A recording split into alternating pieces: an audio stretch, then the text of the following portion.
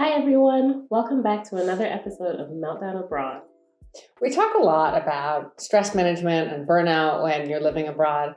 And today we wanted to talk about some of the really amazing gifts that come from living abroad with your family. Let's dig into it. Yeah.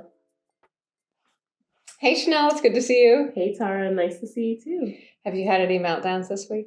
I have had a meltdown, actually. It's resolved now, but it's just navigating the electronic systems in this country. It's not always reliable.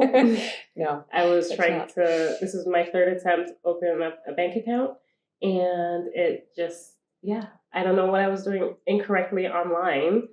It said the application was being processed, but it never went through. And then the third time I had to go into the bank, and guess what? Now I have the bank account. In person. See, if you just envision all of the technological problems and you're like, okay, if I just go back in time 15 years, how would this have been done? And you do it that way, it all works out. Well, the funny thing is, I'm trying to avoid the language barrier, right? Yeah. So then I'm like, if I do it online, I can translate and read things, but the translation, I guess, is not always interpreted correctly. So it might mean different things. And so you go in and the person, of course, doesn't speak fluent English, and then we're just kind of figuring it out along the way. We're gesturing to each other. But that's amazing, though, because that's so much growth. Just being willing to say, okay, I don't know a lot of German and you don't know a lot of English. And instead of just saying this won't work, figuring it out, right? That's awesome. Yeah. And you got your bank account. Congratulations. I got the bank account. Very good. Excellent. I'm glad that meltdown is done. Yes, it's a resolved meltdown. That's right. God. That's right. Human interaction is always best. It's best. It's very good. And around here, it gets things done a lot faster. Yeah, it does. Yeah. So today's topic actually kind of talks about just our experiences living in a new culture. And I guess that's one of the growth. I'm finding ways to communicate even though I don't know the language. Right. And people are being patient with me. Yeah, that's right. Well, and you're trying. I think we sometimes we start out kind of avoiding the hard stuff because we're just not really quite ready yet. And then we work through that. Yeah. And I'm really glad they were patient with you too. And they worked with you also. Yeah. That's really good. Yeah. Well, we wanted to talk about just some of the joys and the gifts of this experience, because there is overwhelm and there are things that are really difficult about being abroad and being away from the primary people in your life and your family. And there are so many things that provide unbelievable benefit when you decide to make this choice and you spend some time away from the place you've known with your family. And we wanted to talk about that a little bit today. Yeah. So when you are in the weeds of overwhelm, are there certain things that really help you that bring you joy or ease when you're in a new place? I think for me, when I am in a new environment, something that I do look forward to a lot is just having a refreshed me, a new me, new place, new me. Yeah. So something that I always look forward to is just how I can navigate around an environment and feel how it affects me and changes me in a sense. So, for example, my style has changed, right? So, Berlin's pretty gloomy. Yes, particularly right now. In the wintertime, it's quite gloomy. Yeah. And so to counter that, I try to bring as much vibrance to my life as I can through colors and through my clothing, just through things that are around me to make me happy and make me bubbly. Yeah. I think another thing is just my change of attitude. I feel like I'm extra perky and excited when I'm here because I don't get that response from people if I just walk around the street. In North America, the customer service is so different than it is here. You go in, someone's bubbly and excited to see you. They make you feel like they've been waiting for you. Waiting for you their whole lives, but you don't get that here. And so I kind of navigate in a more bubbly way than I typically would. Yeah. Because I think in North America that overwhelmed me as well. And I would just be so shut down. Whereas here, I smile a lot more when I'm walking around. And I look forward to that. I look forward to, I know that this is stressful or that I feel completely overwhelmed, but now I'm excited to go through my closet and get dressed and go outside. Like I can look forward to that. Well, and there's some interesting things that you said, one about sort of being inspired by the place to put on things you might not otherwise put on, to do things in a different way. And then also the idea that, if something feels like it's maybe missing from a place, the idea that you could bring it yourself, and add that in on your own because of the place. Right? Yeah. That's really cool. I feel like even though it feels like incredibly cold outside and miserable sometimes, some of the time, I open my closet and I'm like, well, this it feels happier to go outside, and I know that someone might look and get excited because they see color. Yeah. It's not just black. It's not just black. Yeah. That's really good. That's really good. I would say that, I love being able to look around and see newness. And so it's interesting because there are moments when we're overwhelmed for sure, and particularly in the beginning. But I get to look around and see people from all over the world, and I get to pick up all of these little cultural notes that I wouldn't get otherwise, from, sitting down with my friends, my daughter's mom, who's a friend, she's Japanese, and she's telling me about like the really cool sort of New Year traditions that go on in Japan related to food, and how the food symbolizes what you wish for your family. Like these types of things that I just wouldn't get to have otherwise. So I get to be exposed to all of these new cultures and ideas all the time in a way that I really wasn't exposed to this degree. Yeah. And I feel like I'm learning all the time. Yeah. And in a way I really like. On the topic of that, I mean, my true joy is traveling. That's what I do the most. I get excited knowing that I can just travel an hour and be in a different place. Well, and it's so easy. And even with the kids, instead of, you want to go to a different country, and now it's a very, very long flight, and your kids and you are jet lagged the whole time. Yeah. You can just, in a couple of hours by a train or by plane, be in a different country, different culture, different language, and no one's jet lagged. Yeah. And true. It's so much fun to see the world and to see it through their eyes too. It's true.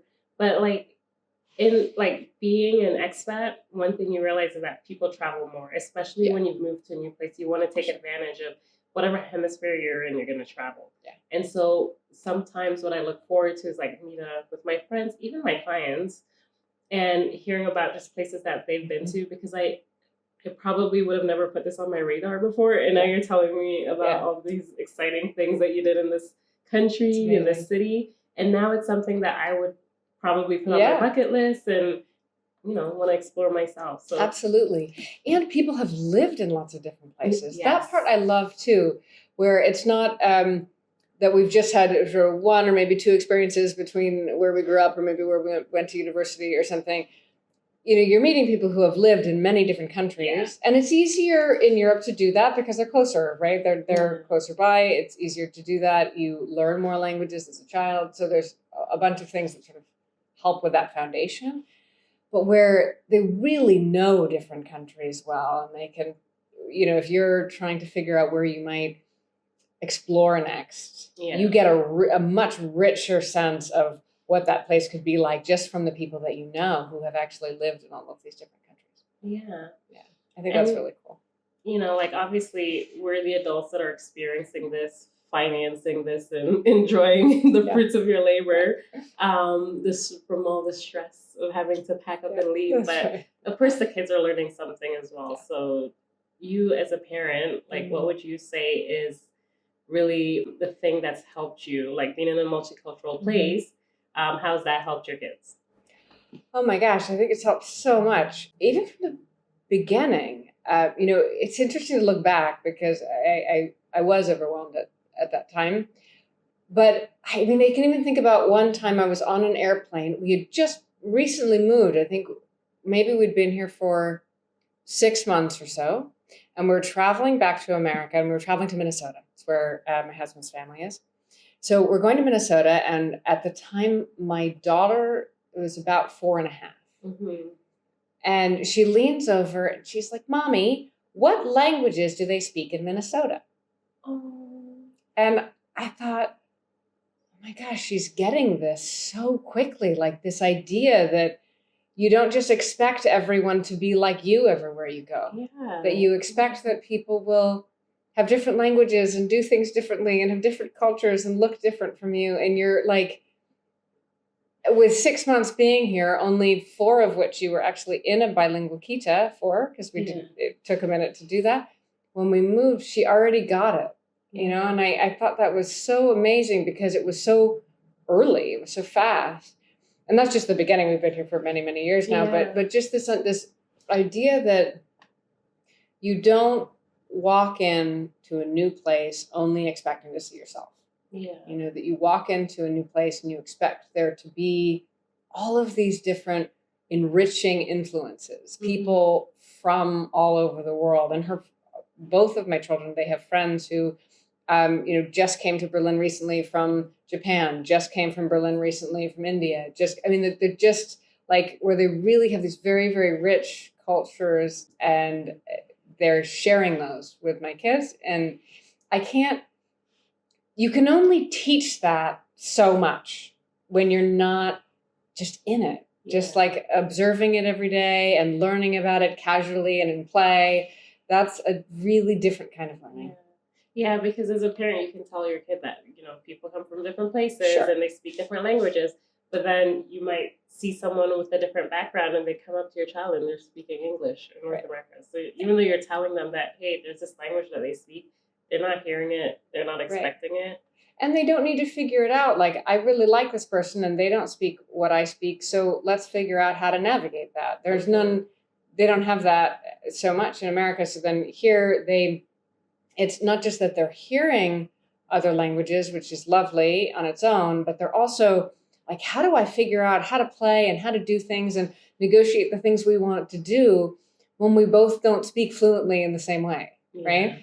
And I think that, it certainly expands widens our empathy and understanding, but it really does for them too, where they also don't look at everyone else and assume that they know the language and know how to ask for what they need. They make some assumptions in the other direction of like, well, they might not know how to say that, or they might not know how to ask for this, because they're seeing in Kita kids from all over the world from the very beginning, speaking all these different languages and not being fluent in some of them. That's true.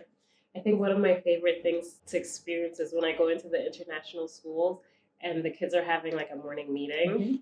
I know in one classroom in particular that does this, the kids say hello in their languages, and not just their language. They get to choose a language, like whatever language you want to say hello to the next person in, you say hello. That's great.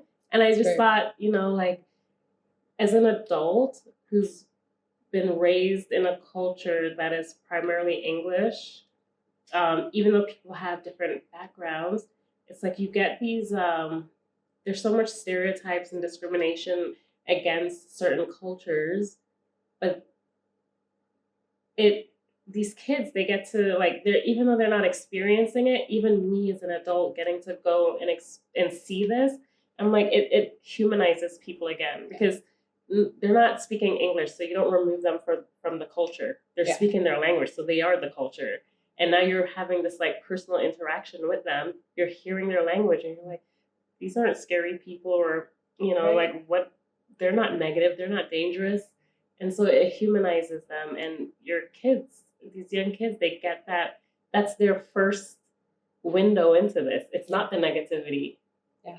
Right? It's norm. It's like, this is what's normal. It's normal that we look around and everybody's a little bit different and they come from different places and they do things differently and speak differently. And like, that can be what I expect. Yeah. Not what scares me. Yeah. There's no fear around it. Yeah. Now I take it back. That's probably one of the things that brings me joy. Yeah. It's really wonderful. Yeah. It's really wonderful. And we expand so much too in those ways. I think also. So. Our minds always shifting, especially when we're in a new environment, right? Yeah. It's like, how is a city like this, living in Berlin, shifted the way you think? And see different cultures. Oh my gosh, in so many ways. I mean, I think that, it's interesting to go from a place where you don't have a lot of difficulty doing most things, and then going into a place where you do, where things aren't automatic, where you don't know how to do simple things. Like, I don't know how to apply for that school. I don't know how to find what I need at the grocery store. And all of a sudden you have this like humility, and you have to treat yourself with a different level of compassion. And then you have to learn, how do I do it? And I think that there's so much growth in doing that. It's like, and you don't even know you're doing it in the moment. I mean, you're stressed out about it, and you're moving forward and trying to figure it out. And then it's a little later when you're like, gosh, I've come a long way. Like you at the bank. Yeah. Like, it's like this is different. I am responding to this challenge differently than I would have 2 years ago. Yeah. Right? For sure. And you grow in all of these ways that are so like expansive, because your understanding of people changes, your perspective widens, your compassion for yourself and for other people who are new or learning, or struggling to figure something out, really changes, I think. Yeah, for sure. For me, I think for me, something that I noticed, and I think I personally think part of it is being in a multicultural city, is that my tolerance or my patience for interpreting what people say has improved. Yeah, I think I always made a lot of assumption based on how someone spoke to me, and now what I have to do is look at the full picture, the body language, and just because I'm so used to now like knowing that language isn't the only way to communicate, and a lot of things can get lost in translation. So if someone is abrupt with me, or if they're a little bit harsh with me, I would probably take it as they didn't like me, or they're just being rude. But now I'm like, you know what? If I tried to speak German, I probably would have no emotions in the sentence that I'm saying. And so they're speaking to me in a language that's not their mother tongue, and I need to be understanding of that. And something that I realize as well is it's that need to assume, like now that that's gone, I see that in other parts of my life as well. So I see that with my friends, like my childhood friends, for instance. A lot of the feedback that I get is that I'm more open and more understanding, and I'm not just being opinionated like I used to be. But I try to think about the different perspective that a person can be coming from before I assume that they're just this way. Yeah. And this is so brilliant, because it's what we have to do when we go through a process of not knowing so well what to do. Like, we have to slow down, and we have to try to figure out what could this actually mean? Could there be a whole bunch of other things that is implied here that I don't know culturally yet, right? And then how it then translates to all these really wonderful things in your relationships, because you feel like instead of rushing to a conclusion, we're doing things a little bit more slowly and with greater thoughtfulness around like what they might have meant a whole bunch of other things. And we're just like more in practice of doing that. Yeah. That's a really cool benefit. Yeah, absolutely. And I think too, like people are just, what you do in North America isn't, or how you communicate with someone in North America might not be the way they communicate here. I do a lot of hand gesticulations. People are probably like, what is wrong with this crazy person? Like, why are you shaking it's probably offensive to them now, shaking my hands in their faces. That's so really it's like, funny. it makes me like think about what I might be doing that can feel maybe invasive to others. Like, how can I communicate a little bit better, or what can I do to ease a situation, especially if like their English isn't great and my whatever their language is isn't great. Yeah. How do you find a way to meet in the middle? How, and even just being more aware of how quickly am I speaking? Am I really close to their body? Am I gesturing to the things as well? Am I helping to like pick up all the cues around us to help both of us communicate well? Because it requires like real language fluidity to add nuance, add emotion, add all of those things to the language that you're speaking, right? And so if someone doesn't have that, that doesn't mean they don't imply, it doesn't mean that it's not there. It just, it could very, very well be that the fluidity of language isn't such that we have that piece yet. We're not perfect at everything that we're doing. And even just thinking about your kids, like they get to see you not being perfect or this thing, right? You're navigating and learning along the way as well, and they get to see that. I think that is so powerful. I'm so glad you brought that up, because one thing that happens a lot of the time, and we notice, like particularly as kids get into being school aged, they start doing a lot of comparison, and there's a lot of like, this person does this better than I do, or I can't do this well. Those things begin to come up because they begin to, they stop being sort of only in their own little bubble, and they start looking at what everyone else is doing, right? Yeah. And one thing that's so cool about this process of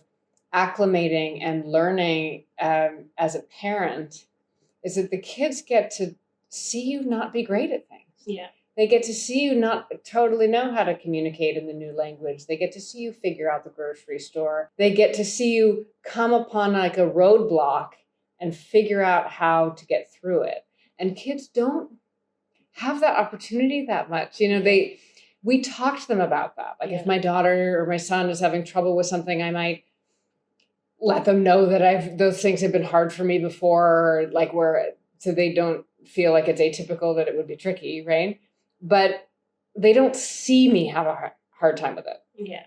But this, they get to see it. They get to see you not be perfect at things. They get to see you mess it up a little bit, try again, get a little frustrated, not give up on yourself. Problem solve and navigate. Yeah.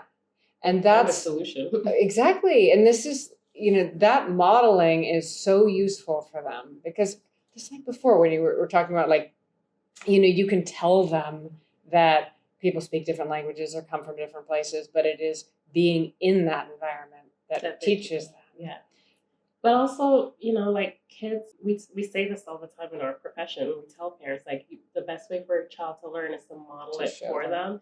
Yeah. And this is the most natural way you can do it. You don't even have to put thought into it. You're teaching your child without thinking about it. It's amazing skills because they're observing it all, right? So I noticed that as we get older, we as adults, we tend to forget what it was like to be a child, right? Yes, all the time. I hold on to a lot of those memories, especially with working with kids. Like I feel like they bring it all out of me. And something that I always tell my parents is, you can tell your child something or you can teach them. Yeah. Right? So you can reprimand them and tell them that they didn't do something correct. But did you show them how to do it correctly? Right. Well, because that's the reprimand will teach them that they didn't do it right. Yeah. Right. But they don't know what to do instead. So quite likely that's going to repeat over and over again. And now you have this cycle. Right. But when we show how we can do something differently, how we can do something well, they'll model that. Exactly. Yeah. You kind of have to show them what to do for them to learn. Yeah. Similarly with like emotional regulation, you have to model it. You have to show them the steps to get to the solution. Because without that, they're just basically winging it and trying to figure it out. And a lot of times they're wrong and just, probably doesn't feel good getting in trouble for something you really don't know. Well, it really does change. I mean, if you think about anything you've learned in your life, someone just telling you something gives you some information. Yeah. But trying it yourself, trying it a few times, messing it up and trying it again, like that's where you really learn the most. And that's how school is, right? You have to repeat and try again, break things down in different ways until you get it. Yeah. But if you don't get exposure to doing this thing over and over again, it's not going to come to you automatically. Right. And I think that, our kids having this chance to see us figuring things out, and I'd be, prefaced with the fact that like little kids should not be like exposed to massive challenges that parents are having. But when they see small things like, oh gosh, I forget the name for this in the store, and maybe even the child knows it, or they see you figure out how to do it in a different way Yeah. that does work. They're watching you grow and they're watching you problem solve through that challenge, right? And that's really valuable for them to see. Something that I think about is, because I can imagine that makes you a little bit more relatable to your child as well, is I wonder if there are statistics out there to show whether or not parenting like in an unfamiliar place, I wonder if there's statistics to show whether or not some of the power struggle reduces a little bit, because telling the child no and always being the perfect person that's telling them no can come across differently than saying no to them and they've seen you struggle. They've seen you figure it out and navigate your way through. Yeah. I wonder if there's any correlation with that. Because like I can imagine for you too, like parenting in this new place, in this new multicultural environment must have shifted the way you're even parenting on a whole. For sure. And with the power struggles, I mean, I think, look, parents and kids will often have those moments for sure, and they'll have them anyway. But there is something about having them see you work through something or understanding why something is tricky or why we're doing something in a particular way, not just saying not to do something. So what is the context and all that richness that they get to observe? Yeah, because a teacher moment is coming from your mistake, not from theirs. And I can imagine that it's a different feeling if I'm not the one getting in trouble for doing this wrong, but I'm seeing somebody else navigate something that I potentially didn't know either. Yeah. Or that just like, especially for a younger child, like I just want to be able to see other people do things wrong. Like you're not perfect either.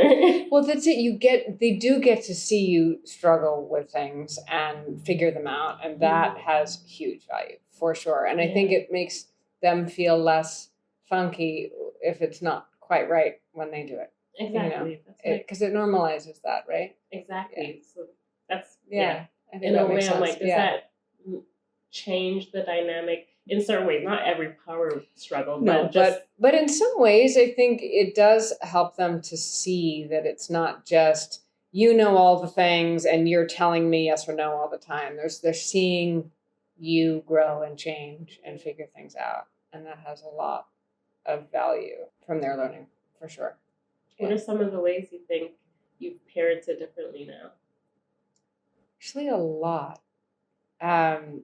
It's interesting. I think, and you probably with your work too, you see lots of different parenting styles, and I see lots of different parenting styles in my work. But personally, in America, it's really common to be very much kind of all over everything that's happening for your child. And here there are a couple different kind of step backs and that parents take culturally, and some of those I really appreciate. So one is that they let their kids problem solve through challenges more. I think that's really wonderful to do because, again, just exactly like we were talking about, they learn by doing. Yeah, it's different for sure. And they help their kids to be more independent earlier. And that's something that if anyone's read Anxious Generation, if you've listening to any of these narratives around helping our kids to develop competencies and independence earlier, this is really, really important for development, and it can be missing in lots of cultures. But here, you'll see kids walking to the bakery with some money to buy some breads and some things for their family. No one's calling social services because that child is doing that. They're practicing their independence. It's really, really wonderful that they can have that little responsibility, right? They are learning how to bike to the park and meet a friend and bike back to their place and to do that somewhat independently. And there's just all of this teaching around. I mean, there is teaching of how do we do that, right? They go to the bakery with us first. They ride bikes with us first. They're incrementally moving in that direction, but it's allowed and supported, and people are, the person working at the bakery will expect that there's going to be some children trying to order downstairs, and there's a sort of culture that allows for this. And then kids build a lot of skills this way, and they feel good about themselves because they can do some of these things on their own. Yeah. And I think it's changed. I've loosened my grip for sure. I mean, I've definitely like let them have other conflicts that I might have been hovering over to try to help them to figure it out. And I've stepped back more than I would otherwise. I've let my son and daughter go buy things at the bakery. That was a big, it's tricky because it's growth for us too. And particularly if it's not your culture, it's not quite as embedded as it would be otherwise. And so it's a stretch, but it's a really good stretch. Well, it's interesting because in North America, like that was my childhood. I did have that independence. That's it. We've shifted away from that so much.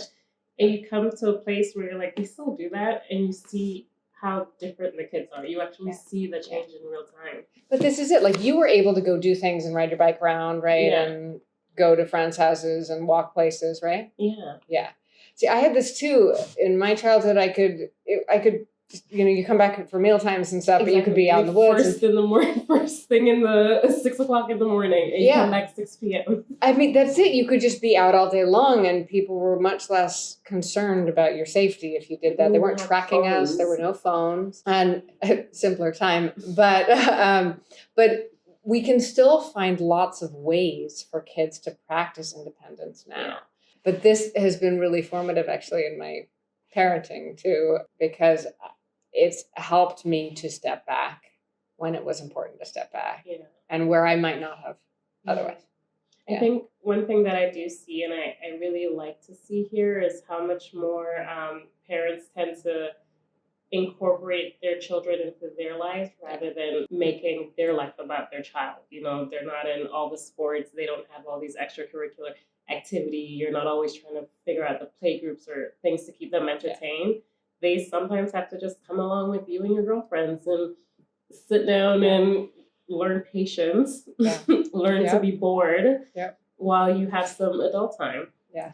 It's more incorporated for sure. And there's, because I think there's a little less of this sort of, they must be in all of these different activities so that they can perform at a particular level, then it's a little looser. So kids do sports for sure. And if you're doing soccer here, it might be more intense, but otherwise like there's less programming, which leads to more time. And if I'm not driving my child every single day to 5 different activities, plus there's the train, so kids can be more independent with that as well.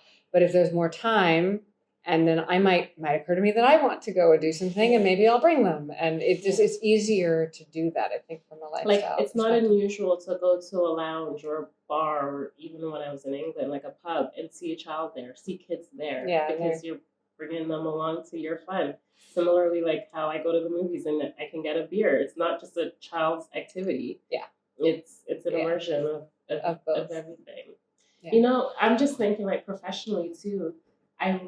How I do my assessments and how I do my screenings has changed so much just as my cultural competency has grown. And you realize how non-standardized these standardized assessments are. So there's so much more effort in making sure you do your assessments more holistically. Oh, for sure. Because these assessments won't give you the full picture of what's going on. It's really true. I'm glad you brought that up. We could even maybe talk about that in another episode, because I have the same thing. You know, I've now spent a lot of years doing multicultural assessments, and they are different, and things really do need to be adapted. Like someone who did not grow up in America will not know the answers to some of those questions, and that's just because they're written in norm for Americans. But even what you're saying about these kids becoming independent so much faster and being more self-driven, that would score them higher on an assessment where they do still have a need and do still need the support, but you're not able to identify that based on what this assessment is giving you the...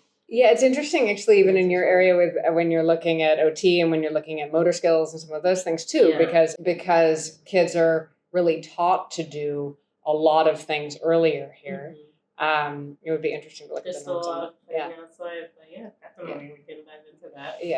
To understand how to interpret what we give them as well. Yeah, exactly. Yeah. What would, I think we've said a lot. So what would some of our takeaways be? I mean, there are so many, but I think that the experience is really widening, and that our competencies can be learned. Yeah. And that learning is so useful for our kids to see. Yeah. And I think, and we've said this in a past episode before about just, you can only know what you know. And if you're in a box and these are all the things that you know in this box, the moment you step out of that box and widen it just a little bit, you're going to self-develop, right? And we did talk about the fact that sometimes we go back home and we're not as relatable.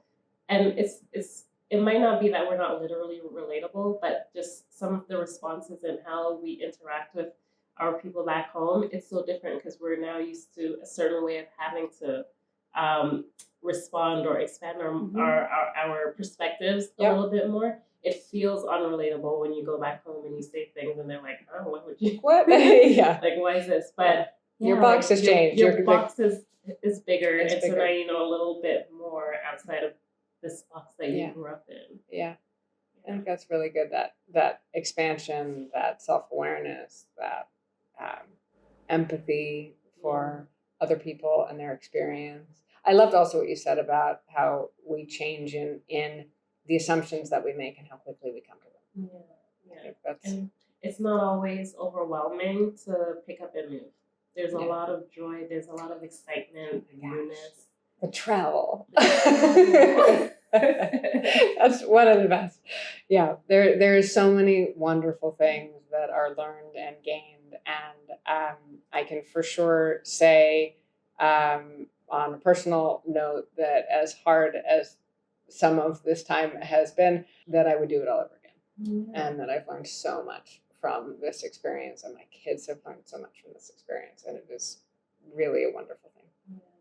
I can attest to. I've lived in 2 different cultures a little bit, grew up in that, and so I can attest to just having an awareness for certain things, but coming into an even more diverse and multicultural city, I was like, I sure thought I knew it all. Yeah, but I did not. But nope. It turns out you can always learn more. There's always more to learn. Yeah. All right. Well, as usual, guys, comment below. Don't forget to like and subscribe, but definitely comment below and tell us what some of your fears might be about moving to a new place, but also what's been the most rewarding for you. What's something that brings you joy? What's something that you feel like you've learned, and maybe someone back home might not understand this, and it's something that you wish that they could understand a little bit more. Share with us. This is a community, and don't forget to follow us on all our social medias. But again, until next time, thanks for tuning in. We'll see you soon. Bye.